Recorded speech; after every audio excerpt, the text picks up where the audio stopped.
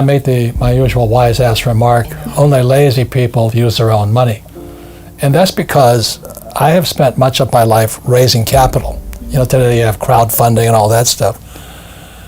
But the reason I had to learn to raise money was because I had no money.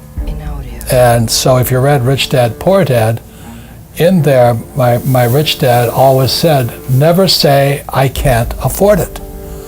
And it was my rich dad and many of my teachers subsequent to that that said, lazy people always say, I can't afford it. I don't have the money. That's why they're poor.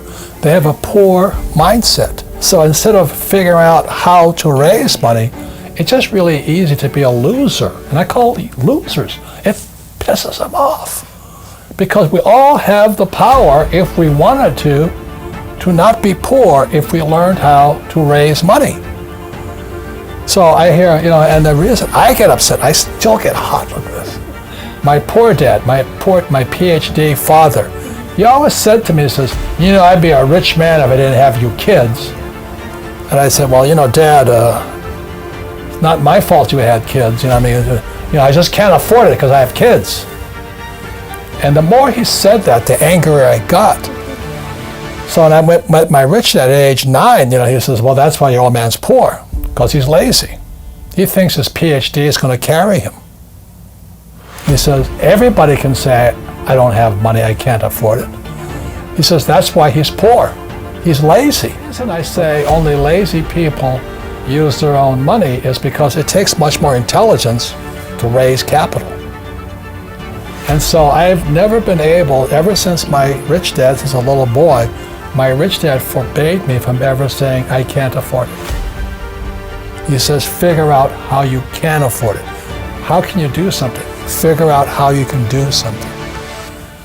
So over my lifetime, most of the projects I've started, I've never had any money. I like not having money because it forces me to think. I get creative. I have to educate myself. I have to talk to rich guys. Hey, how'd you do this? How'd you do that? How'd you do that? And what has happened to me, and I just turned 72, I've never needed money. Because if I need money, I figure out how to raise it. Whoa. And this is what cash flowing looks like. So this here, I need this. Income tax asset liability. Again, this is, you get a job. And this was my poor dad, go to school, get a job, get your PhD. And so this here is cash flow. So the income comes in and it goes out this way. First line of expense is tax. So this is a poor person's cash flow pattern. It's not how much money you make. Most people, I don't care if you have a PhD or no school at all, but they can't control the cash flowing out through their expenses. And so that's why people like Susie Orman say, cut up your credit cards, live below your means, because you're a spendaholic. So that's a poor person. This is a middle class person's cash flow pattern.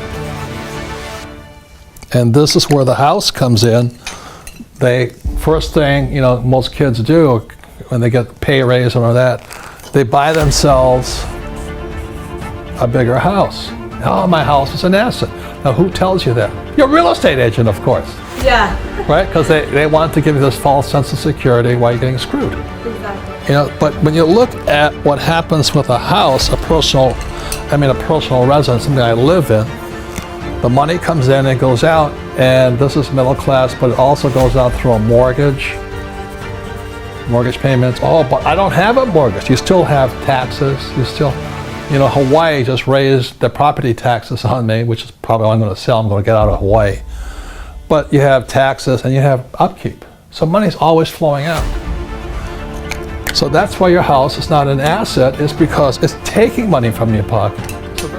I started when I was 25, bought my first house, and it was an apartment, it was an investment property.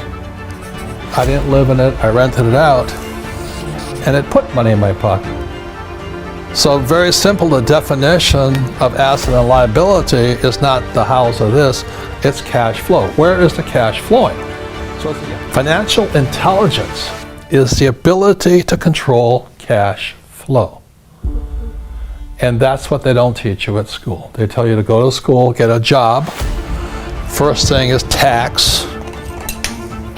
You know, you'll pay, most of your money will go out through taxes in your lifetime. And then they tell you to buy a house and a car. A car is an asset. No, a car is a liability. You got insurance, gas, upkeep, and all this. Now, if you buy a taxi car, it could be an asset. It's cash flow. And that's very simply it. So this is a poor person. Money goes out. There's a lot. We just interviewed some National Football League players who make millions of dollars in their 20s. And most of them are broke in 2 years because they can't control cash flow. Intelligence, IQ, is can you control cash flow? Not your college degree. College degrees are important, but they're not going to teach you this. So I started off when I was 25. I had a little one-bedroom condo, and it put 25 bucks in my pocket. It was a start. So this was good debt. You see, the debt also went out and paid, but it also put $25 in my pocket. So net, I was making money from my little house. So today, my wife and I own 6,500 of them. And every month, 6,500 houses put money in my pocket. My people who live in them love me and all this because they have a place to live. But all of this comes from debt. So we have the 100% finance. It's all debt. So this is good debt.